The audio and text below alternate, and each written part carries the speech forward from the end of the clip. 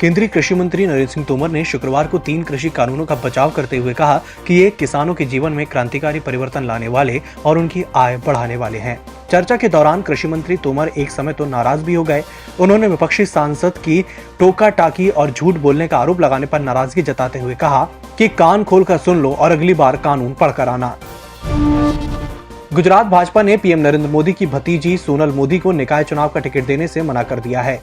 सोनल ने अहमदाबाद नगर निगम से टिकट मांगा था। पार्टी का कहना है कि ये नए नियम के मुताबिक बड़े नेताओं के रिश्तेदारों को इस चुनाव में टिकट नहीं दिया जाएगा। इसके तहत ही सोनल को टिकट नहीं दिया गया है। तमिलनाडु सरकार ने राज्य के किसानों के लिए राहत भरा कदम उठाते हुए शुक्रवार को अहम ऐलान किया है। तमिलनाडु के मुख्यमंत्री के पलानीस्वामी ने ऐलान किया है कि कोऑपरेटिव बैंकों से लिया जाने वाला फसली ऋण माफ कर दिया जाएगा। इससे यहां के करीब 16,13,000 किसानों के 12,110 करोड़ रुपए के कर्ज माफ हुए। कृषि कानूनों के खिलाफ विरोध प्रदर्शन के बीच किसानों ने शनिवार को देश भर में राष्ट्रीय और राज्य राजमार्गों को दोपहर 12 बजे से 3 बजे तक चक्का जाम करने की घोषणा की है। इस बीच भारतीय किसान यूनियन के नेता राकेश टिकैत ने ऐलान किया है कि उत्तर प्रदेश और उत्तराखंड में चक्का जाम नहीं होगा। राज्यसभा में शुक्रवार को कृषि मंत्री नरेंद्र सिंह तोमर कांग्रेस विपक्ष पर जमकर बरसे। उन्होंने कहा कि किसानों को नए कानून के खिलाफ बरगलाया जा रहा है। उन्होंने कांग्रेस पर हमला बोलते हुए कहा कि दुनिया जानती है कि पानी से खेती होती है, खून से खेती सिर्फ कांग्रेस ही कर सकती है। भारतीय जनता पार्टी खून से खेती नहीं कर सकती।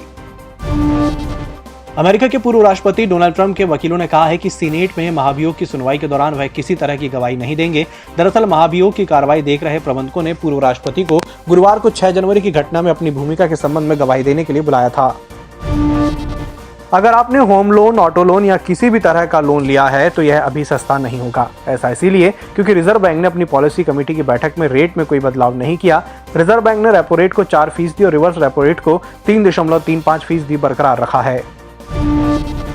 देश में अब तक 44,49,552 लोगों को वैक्सीन की पहली डोज दी जा चुकी है। दुनिया के बाकी देशों के मुकाबले भारत में सबसे तेज वैक्सीनेशन की प्रक्रिया चल रही है। यहाँ सिर्फ 18 दिन में ही 40 लाख से ज्यादा लोगों को वैक्सीन लगा दी गई है।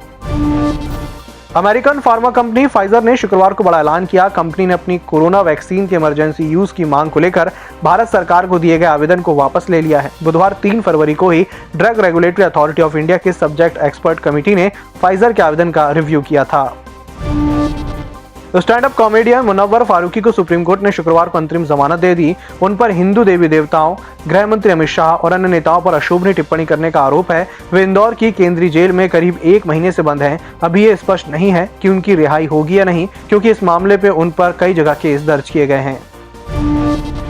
और अंत में बात करेंगे मौसम की। विक्षोभ की वजह से मौसम में बदलाव हुआ है। उत्तर भारत के पहाड़ों से लेकर मैदानी राज्यों तक अधिकांश जगहों पर बीते 24 घंटे के दौरान बारिश दर्ज की गई है। 3 पहाड़ी राज्यों में जमीन बर्फ की चादर से ढक गई है। ज्यादातर हिल स्टेशन पर पारा शून्य से नीचे जा चुका है। राष्ट्रीय राजधानी दिल्ली में भी फरवरी महीने की पहली बारिश हुई।